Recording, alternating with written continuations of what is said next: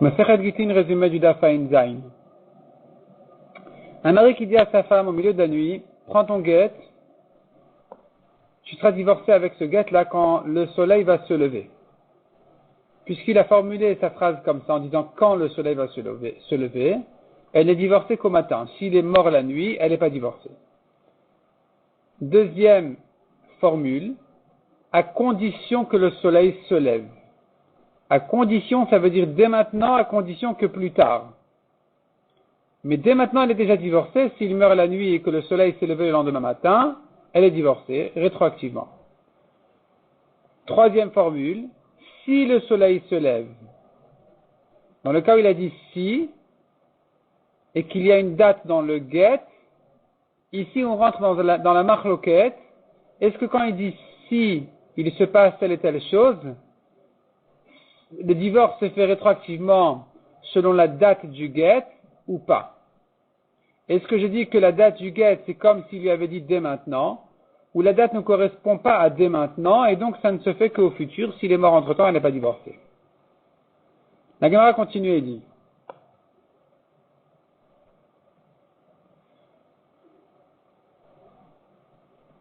on a vu dans la Mishnah le cas où il a dit à ses amis, écrivez, donnez un get si je viens pas d'ici un an. Ils ont écrit dans l'année, et ils l'ont donné à la fin de l'année, après l'année. On a vu la marloquette dans la Mishnah, si c'est kasher ou pas. La Gemara explique que ici la raison de la marloquette, c'est parce que il leur a dit, au lieu de leur dire, si je viens pas d'ici un an, écrivez, donnez, où on aurait compris, n'écrivez qu'après l'année, il a dit autrement. Il a dit, écrivez et donnez si je viens pas d'ici un an. Ici, tu peux comprendre, écrivez même dans l'année, et donnez si je viens pas après l'année.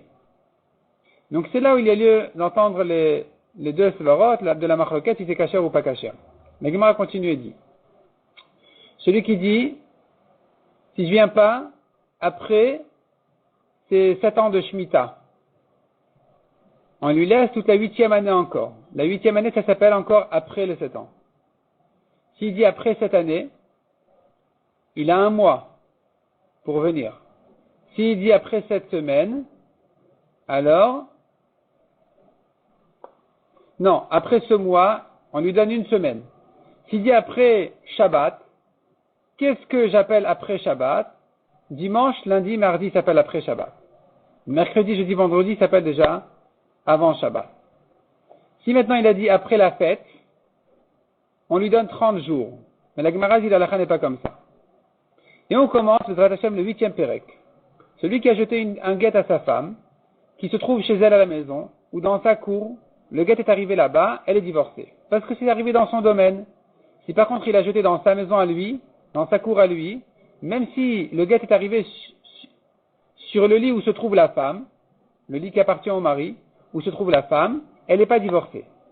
Si c'est arrivé au sein de la femme ou dans son sac, elle est divorcée. Son panier, elle est divorcée. La Gemara dit d'où je sais que la Torah, en fait, elle a dit il mettra le guet dans sa main, il donnera le guet dans sa main. Benatan biada. D'où je sais que s'il l'a mis dans son domaine, sur son toit, sur sa cour, dans sa maison, etc., d'où je sais que ça marche aussi. On fait une dracha, Benatan mikol makom. Il lui donne, peu importe, dans sa main ou dans son domaine, ça va aussi.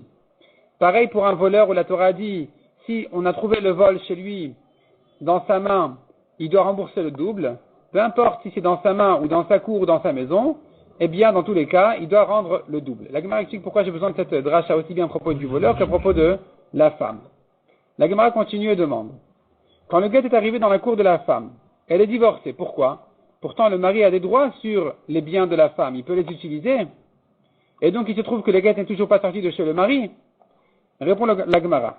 Il s'agit ici d'un cas où ils étaient entre l'Ekidushin et la Choupa. Puisqu'ils étaient entre l'Ekidushin et la Choupa, le mari n'a pas encore reçu les droits sur les biens de la femme. Ce sont des droits qui vont lui être offerts midera banan et que le mari peut refuser.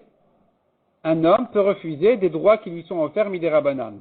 Donc si le mari maintenant a dit avant la Choupa, il a dit je me retire de tout droit que les Chachamim voudront me donner sur tes biens, alors effectivement il peut s'en retirer, il n'en touchera pas, et donc il se trouve que la cour ou la maison de la femme n'est qu'à elle, et quand il a jeté là-bas le guet, elle est divorcée. La Gemara ramène des exemples, on voit ce principe-là, qu'un homme peut refuser des droits que les Chachamim voudraient lui donner. La Gemara donne une deuxième raison, deuxième réponse à cette question. Comment ça se fait on a demandé qu'elle est divorcée alors que le guet est arrivé chez elle, mais c'est pas chez elle, ça appartient, il y a des droits au mari sur les biens de la femme. Répond la Gemara, c'est vrai, mais quand il s'agit d'un divorce, alors elle récupère ses domaines, elle récupère ses propriétés en même temps que son guet. Elle acquiert le guet en même temps que la cour. Elle acquiert la cour en même temps que le guet. Donc ça s'appelle que c'est arrivé chez elle et elle est divorcée. La Gemara renforce ça par toute une histoire où Rava a dit que une femme mariée, là-bas il s'agissait d'un malade, pendant Shabbat il allait mourir et il fallait d'urgence qu'il lui donne son guet pour ne pas qu'elle aille chercher son frère pour faire hiboum ou khalita. Et donc là-bas la solution était, puisque le guet il est moukté, la solution était que la femme fasse kinyan, qu'elle acquiert la chambre dans laquelle se trouve le guet, qu'elle acquiert ça de son mari veuille bien le lui donner, donc lui prêter cet endroit-là qu'elle acquiert, elle fasse un kinyan pendant Shabbat sur la chambre, automatiquement elle acquiert le guet. On ne dira pas mais ça revient au mari automatiquement puisqu'il a des droits sur ses biens à elle. On dira non, ça vient en même temps. Ça vient en même temps, ça se fait en même temps, le divorce en même temps que l'acquisition de l'endroit, c'est à elle et uniquement à elle puisqu'elle est en train de se divorcer, donc ça ne retourne pas au mari. On a vu encore dans la Mishnah, donc si maintenant c'est arrivé chez elle à la maison et qu'elle se trouve là-bas, alors elle est divorcée. La Gemara dit machloket, est-ce qu'il faut que la femme se tienne dans la maison, physiquement, ou il suffit que la maison soit surveillée à la conscience de la femme, que la femme sache la maison est bien fermée, voilà, je veux acquérir ce qui s'y trouve, donc la maison elle est gardée, j'ai la clé, je connais le code, etc., c'est suffisant. La Gemara ramène deux explications à cette machloket. Soit on dira qu'ils sont en machloket, est-ce que on apprend que la maison ou la cour ça marche aussi, on compare ça à sa main, donc il faudrait que ce soit proche d'elle, alors que celui qui dit il suffit que ce soit gardé à sa conscience, il penserait qu'on compare ça à son chaliar, à l'envoyé de la femme. Deuxième explication du Gemara, non, tout le monde est d'accord qu'on compare ça à sa main, mais sa main elle est bien collée à son corps. Or ici, elle n'a pas besoin, la femme, d'être collée à sa maison. Donc tu comprends que on n'a pas besoin de comparer jusqu'au bout. Il suffirait que, de même que sa main elle est surveillée à la conscience de la femme, ici aussi, ça pourrait être suffisant de dire que même si la femme elle est ailleurs dans une autre ville, puisqu'elle sait ce qui se passe dans sa cour, c'est bien. La Gemara raconte sur un homme qui a jeté un guet à sa femme, qui se trouvait dans la cour, et le guet est arrivé sur un bout de bois. La Gemara dit qu'il s'agit d'un cas, dans un cas où c'était la cour du mari, qui lui a prêté un endroit dans sa cour pour recevoir le guet, mais cette fois-ci le guet il est arrivé non pas sur la cour elle-même, mais sur le bois qui est dans la cour. Si maintenant le bois est un domaine en soi, par exemple il fait 4 sur 4 amot, ou bien dit fachim de hauteur, ou bien qu'il a un nom en soi, on appelle ça le bois, alors le mari quand il lui a prêté la cour, il lui a pas prêté cet endroit-là qui est isolé de la cour.